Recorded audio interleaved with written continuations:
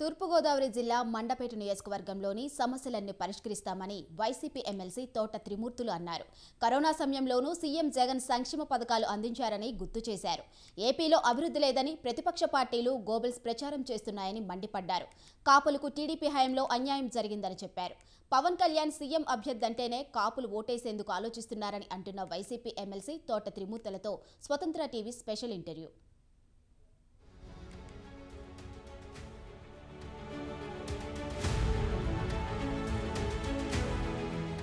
నమస్తే, welcome to స్వతంత్ర TV. ఆయన ఏ పార్టీలో ఉన్నా ఆయనకంటూ ఒక సపరేట్ పొలిటికల్ మార్క్ అనేది క్రియేట్ చేసుకుంటారు. ఆయన వెనకాల బలమైన సామాజిక వర్గం అండ ఉంది. ఆయన 4 సార్లు అందుకే ఎమ్మెల్యేగా గెలుపొందారు. సో ఆయన ఎవరో కాదు, వైసీపీ పార్టీ కీలక నేత తోట త్రిమూర్తులు గారు. ఆయన మనతో పాటు ఉన్నారు. ఒకసారి ఆయనతో మాట్లాడదాం. నమస్తే సార్. నమస్కారం. ఎలా జరుగుతుంది ఎలక్షన్స్? ఆంధ్రప్రదేశ్లో ఎలక్షన్స్ స్టార్ట్ కాబోతున్నాయి. ఇంకా 2 నెలలు మాత్రమే ఉన్నాయి. ప్రజల నుంచి స్పందన ఎలా వస్తుంది మండపేటలో మీకు? ప్రజల నుంచి స్పందన బాగుంటుంది. ఎందుకంటే ప్రజలందరూ కూడా ఈ దేశంలో ఎప్పుడు ఎవరు ఊహించినటువంటి సంక్షేమ కార్యక్రమాలు జగన్మోహన్ రెడ్డి గారు చేస్తున్నారు. తప్పనిసరిగా సంక్షేమ కార్యక్రమాలు తీసుకున్నటువంటి ప్రజలందరూ కూడా మరలా జగన్మోహన్ రెడ్డి గారిని ముఖ్యమంత్రి చేయాలనేటువంటి ఉద్దేశంలో ఉన్నారు. ఆయన వస్తేనే ఇవన్నీ కొనసాగుతాయి అనేటువంటి అభిప్రాయం కూడా ప్రజల్లో కనపడుతుంది. రామచంద్రపురంలో ఇంతకుముందు మీకు మంచి పట్టుంది గట్టిగా. సో ఇప్పుడు మండపేట బాధ్యతలు చేపట్టారు. సో రామచంద్రపురం నుంచి అయితే మంచి సానుకూలత ఉంటుంది కదా మీకు. మండపేట నుంచి ప్రజల స్పందన అంతా ఓకేనా? వైసీపీకి అనుకూలంగానే వస్తుంది అంటారా సార్? తప్పకుండా. రామచంద్రపురంలో నేను ఆల్మోస్ట్ 30 ఇయర్స్ నుంచి రామచంద్రపురంలో పాలిటిక్స్లో ఉన్నాను. నేను రామచంద్రపురం మెండపేట అనేటువంటిది కలిసి ఉండేటువంటి ఏరియా. దానికి దీనికి పెద్ద దూరం ప్రాంతం కాదు. ఆల్మోస్ట్ కొన్ని విలేజెస్ అయితే కపిలేశ్వరం మండలంలో కొన్ని గ్రామాలు రామచంద్రపురం నియోజకవర్గంలో ఉండి 94 నుంచి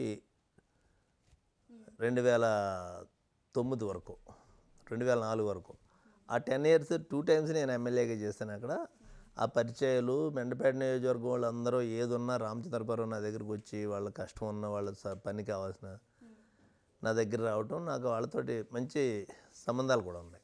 అండ్ 3 రాజధానులు అభివృద్ధి ఒక కొలిక్కి రాకపోవడము ప్లస్ టీడీపీ జనసేన కలిసి రావడం కూడా వైసీపీకి ఈసారి కష్టమే అంటున్నారు. దాని మీద మీ స్పందన ఎలా ఉంది సార్? టీడీపీ జనసేనే కాదు, బీజేపీ కూడా కలిసినా ఏమీ కాదు. ప్రజలు కోరుకునేటువంటిది మా సంక్షేమం ఎవరు చూస్తున్నారో, మమ్మల్ని ఎవరు ఆదుకుంటున్నారో, మా కష్టంలో ఎవరు ఆదుకుంటున్నారో అనేటువంటిది మాత్రం చూస్తారు. వాళ్ళకి అవినీతి లేనటువంటి పరిపాలన కావాలి. ఎక్కడ ₹1 లంచం లేనటువంటి విధంగా ఇలా పరిపాలన జరుగుతుంది రాష్ట్రంలోని. ఎవరు గుమ్మాలోకి వెళ్ళి లబ్ధిదారులు నాకు ఇది కావాలని అడిగే పరిస్థితి లేదు. గతంలో లాగా జన్మభూమి కమిటీలు లేవు గ్రామాల్లోని. తెలుగుదేశం పార్టీ నాయకులు గుమ్మాల్లోకి వెళ్ళి వీళ్ళు చేతులు కట్టుకునేటువంటి పరిస్థితి లేదు. ప్రతి కార్యక్రమం కూడా నీతివంతమైనటువంటి పరిపాలన, అవినీతి లేకుండా ఉండేటువంటి పరిపాలన. అక్కడ జగన్మోహన్ రెడ్డి గారు బటన్ నొక్కితే వీళ్ళ ఖాతాలో డబ్బులు పడుతున్నాయి. ఇంకెంతకంటే ఏం కావాలి ప్రజలకి? ఎవరి దగ్గరికి వెళ్ళి అడగాలి? ఒక 10 పైసలు పేపర్ ఖర్చు కూడా లేకుండా వాళ్ళకి ప్రభుత్వ పథకాలు అందేటువంటి కార్యక్రమాన్ని ఈ ప్రభుత్వం చేస్తుంది, జగన్మోహన్ రెడ్డి గారి ప్రభుత్వం.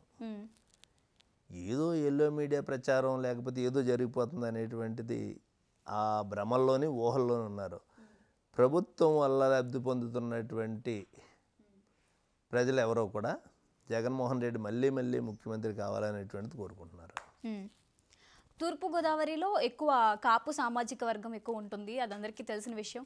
బట్ పవన్ కళ్యాణ్ గారికి కాపు సామాజిక వర్గం తోడుంటుంది అని ఈసారి గట్టిగా నమ్మకాలు ఉన్నాయి. అది టీడీపీకి ఎంతవరకు ఉపయోగపడుతుంది అంటారు? వైసీపీకి నవరత్నాలు ఎంతవరకు ఉపయోగపడతాయండి? వైసీపీకి నవరత్నాలు అనేటువంటి చెప్పినవి చాలా కార్యక్రమాలు జగన్మోహన్ రెడ్డి చేసాడు.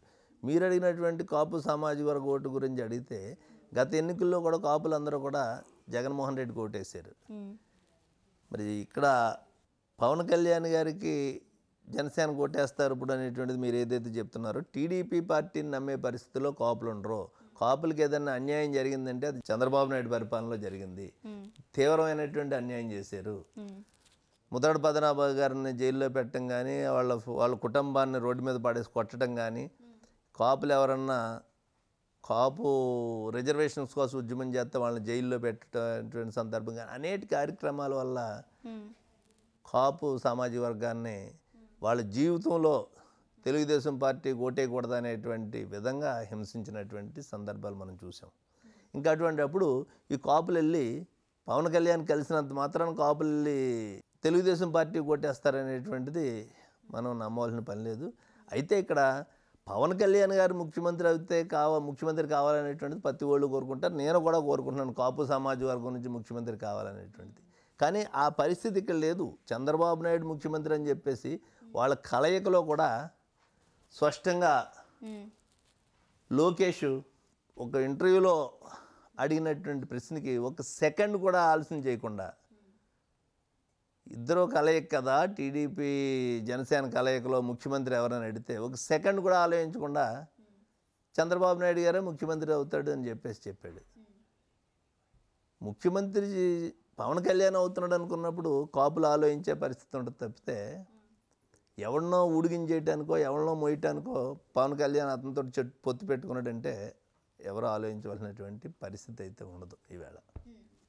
అపోజిట్ పార్టీ టీడీపీ చాలా ప్రచారం చేస్తుంది. జనసేన టీడీపీ రెండు కలిసి వస్తున్నాయి. అండ్ దానికి తోడు షర్మిల గారు కూడా కాంగ్రెస్ పార్టీ తరపున వ్యతిరేకత చేస్తున్నారు వైసీపీ మీద. సో దాని మీద మీ స్పందన ఏంటి? షర్మిల గారు ఇంతకుముందు జగన్ గారు వదిలిన బాణం అని చెప్పేసి అన్నారు. ఇప్పుడు చంద్రబాబు నాయుడు గారు వదిలిన బాణం అని చెప్పి అంటున్నారు. సో దాని మీద మీ స్పందన ఏంటి? ఆయన ఎవరో ఒకళ్ళు వదిలినట్టు బాణం అని ఆవిడ చెప్తున్నారు కదా, మనం చెప్పేది ఉంది. నా బాణం నేను వదిలితే దాని యొక్క స్పీడు, దాని యొక్క స్ట్రెంగ్త్తో దాని ఎక్కడికి వెళ్ళాలనేటువంటిది నేను ఎక్కడ కొట్టాలో అక్కడ కొట్టగలుగుతాను. ఎవరిలో వదిలిన బాణం ఎవరిని కొట్టమంటారో ఎవరు వదిలేరో ఎవరో తెలుస్తుంది. ఇవన్నీ ఊరికే కథలవో కానీ ప్రజలు ఆల్రెడీ నిర్ణయించుకుని ఉన్నారు. ఈ రాష్ట్రంలో అన్ని విధాలుగానే అవినీతి లేకుండా, గుమ్మం కదలక్కలు లేకుండా నాకు సంక్షేమ కార్యక్రమాలు అందుతున్నాయంటే అది జగన్మోహన్ రెడ్డి వల్ల అందుతున్నాయి అనేటువంటిది చూస్తున్నారు. పడిగాపులు పడి కూర్చోవలసి వచ్చేది ఫంక్షన్ తీసుకోవాలంటే వెళ్ళి ఎండైనా వానైనా అక్కడ కూర్చోవలసి వచ్చేది. అదేవిధంగా రేషన్ తీసుకోవాలంటే లైన్లో నిలబడవలసి వచ్చేది. అటువంటిది రేషన్ గుమ్మాలోకి వెళ్ళి ఇస్తున్నారు. ఫంక్షన్ పొద్దుట 5 గంటలకు వెళ్ళి ఫంక్షన్ చేతిలో పెడుతుంటే ఇంకా పరిపాలన అంటే ఇంకేం కావాలంటారు? అనేక ఉన్నాయి. ఇంకానే జనసేన పార్టీ తరపున మీరు బరిలోకి దిగుతారని, ఎందుకంటే యాజ్ ఏ కాపుగా మీరు బరిలోకి దిగుతారని ఇంతకుముందు కొన్ని వార్తలు అయితే వైరల్ అయ్యాయి. దాని మీద మీ స్పందన ఏంటి సార్? ఎందుకు జనసేనకి సపోర్ట్ చేయలేకపోతున్నారు యాజ్ ఏ కాపుగా? నేను చెప్తున్నాను కదా, కాపు ముఖ్యమంత్రి అవుతాడంటే సంతోషించేవాడిని నేను ఒక కాపోడిగా. ఎవరికో కొమ్ము కాస్తానంటే మేము దాన్ని సమర్థించే పరిస్థితుల్లో మేము ఎందుకుంటాం? నేను అటువంటిప్పుడు జనసేన పార్టీకి నేను ఎందుకు వెళ్తాను? ఎప్పుడే ఆలోచన కూడా లేదు నాకు. వైసీపీ పార్టీలో క్యాండిడేట్స్ని మార్చడం, ఇన్ఛార్జెస్ని మార్చడం కలిసి వస్తుంది అని వింటున్నాం. ఎంతవరకు కలిసి వస్తుంది? రాజకీయ పార్టీలో ఎవరు క్యాండిడేట్లు ఉండాలి, ఎందుకు మార్చాలి అనేటువంటిది ఆ పార్టీ నిర్ణయించుకుంటుంది. అనేక రకాలైనటువంటి సర్వేలు, అనేక రకాల ఇన్ఫర్మేషన్లు వీళ్ళందరూ ఉన్నాయి. తీసేసిన వాళ్ళు పనికిరాని వాళ్ళు అని కొత్తగా పెట్టి వాళ్ళు పనికొస్తారని కాదు. అక్కడ ఉండేటువంటి సామాజిక వర్గానికి సంబంధించినటువంటి మార్పులు చేర్పులు అనేక ఉంటాయి. వాటి వల్ల మారుస్తున్నారు అంటే అనేక రకాలైనటువంటి ఇన్ఫర్మేషన్ వల్ల మారుతున్నారు. ఖచ్చితంగా మార్చినటువంటి ప్రతి క్యాండిడేట్ కూడా గెలుస్తారు. ఫైనల్గా మీరు ప్రజలకు ఇచ్చే సందేశం ఏంటి సార్? ఇటువంటి ప్రభుత్వాన్ని కాపాడుకోవాల్సినటువంటి బాధ్యత ప్రజలపై ఉంది. ఇటువంటి ప్రభుత్వాన్ని మళ్ళీ అధికారంలోకి తెచ్చుకుంటే మరిన్ని సంక్షేమ కార్యక్రమాలు, అభివృద్ధి కార్యక్రమాలు జగన్మోహన్ రెడ్డి వాళ్ళు జరుగుతాయి. నీతివంతమైనటువంటి పరిపాలన ఉంటుంది. ఎవరి గుమ్మాల్లోకి వెళ్ళి ఉంచవలసినటువంటి పని లేదు. ఎవరికి చేతులు తడపవలసినటువంటి పని లేదు. ఏ ఆఫీసుల చుట్టూ తిరగక్కర్లొద్దు. ఇంటి వద్దకే నాకు కావాల్సినటువంటి నా అర్హతను పుచ్చుకుని నాకు రావాల్సిన పథకాలన్నీ ఇంటికి వచ్చేటువంటి ఒక విధానాన్ని ఈ భారతదేశంలో ఎక్కడా లేనటువంటి ఒక సిస్టమ్ని జగన్మోహన్ రెడ్డి గారు డెవలప్ చేశారు. ప్రజలకి విశ్వాసం ఉందనేటువంటిది నేను నమ్ముతున్నాను 100%. ఆ విశ్వాసం చూపించుకుంటారు. రేపు ఎన్నికల్లో. సో చూసారు కదా, తోట త్రిమూర్తులు గారు వచ్చే ఎన్నికల్లో ఖచ్చితంగా వైసీపీ పార్టీ అధికారంలోకి వస్తుందని ధీమా వ్యక్తం చేస్తున్నారు. సో ఇది వాళ్ళ ఇంటర్వ్యూ. మరొక ఇంటర్వ్యూతో మళ్ళీ కలుద్దాం. అంటే కీప్ వాచింగ్ స్వతంత్ర టీవీ.